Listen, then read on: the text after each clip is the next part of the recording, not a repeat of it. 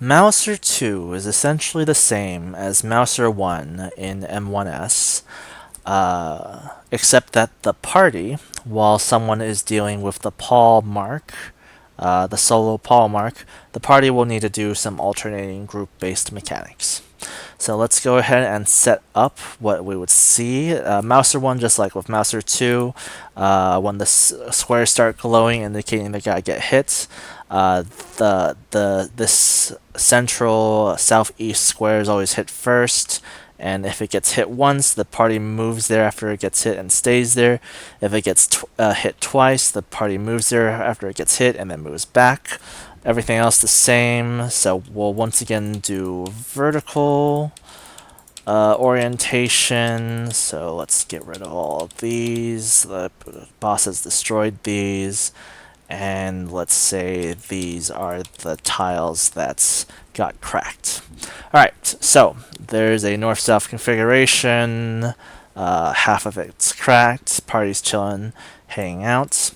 Once again, you look for the animations. If you have the paw marker, indicating if you're going to get uppercut and sent flying one square away, approximately one square away, or if you get slammed down where you stand. Let's see. So the copy appears like before. Looking at the party as it does the first one. And then let's go ahead and say that's a healer, or yeah, a healer with the paw mark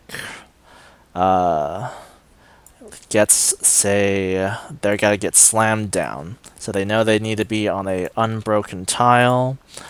Move that to the forefront. So they know they're gonna get slammed into a tile. They'll go to the ranged, so they're gonna give the melee unbroken tiles to the tank out of kindness. So they're going to be here. That means that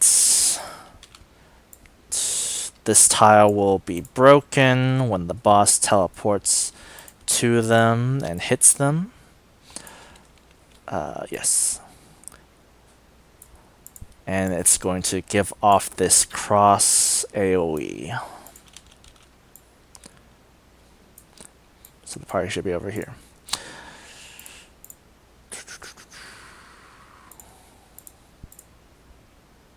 Now, the party will now have to do something for Master 2.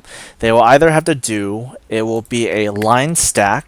If it's a line stack, the party just needs to be on safety somewhere away from the person getting hits and causing the cross AoE. All stacks together and mitigate as necessary. Heals, shields, gets hit by the stack marker. That's the simple one. I'll indicate that with, let's say, do it like this. And big ol' line stack hits the party. Alright, so that's the first configuration. So that's the relatively easy one. The second one, if you don't see the line stack marker, you'd know it's going to be the second thing. The second thing is, instead of the party being together, it's going to be roll proteans. It's going to just be roll cleaves. It's got to be Tsukuyomi coming out here with some shotguns or something. So you will need to split up into your roles. This will be a group of tanks, or the sole remaining tank, a group of healers, or the sole remaining healers. It's going to be the sole remaining healers in this case because this healer is off doing paw print stuff. They get cleaved, and the DPS get cleaved.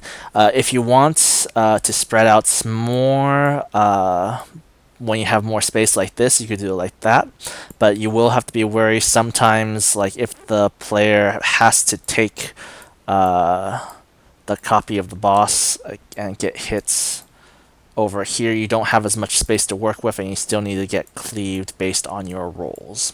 So you go arrange like this.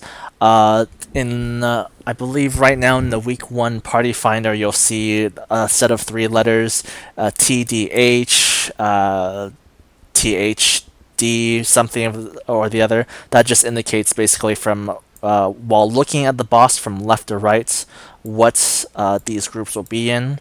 So if it's DTH, so DPS on the left, tanks in the middle, healers on the right, just be with your rolls. If you have markers over your head to indicate light parties, it becomes easier to find your like-minded roles based on those signs. And you basically everything else about the Mouser mechanic is the same. You'll have to be hit by the boss 4 times. So you the twice with the uppercut, twice with the knock you into the ground. At the same time, the party gets 2 line stacks, and the party gets 2 roll stacks, role play. So then, by the end, all of these unbroken tiles are broken now.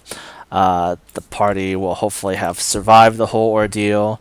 The stage will eventually start regenerating tiles, and you'll have to aim at one of the 2 opposing corners, and the party will just get ready to be knocked back over to the one corner or over to the other, and continue on. And that's the Mouser 2 mechanic.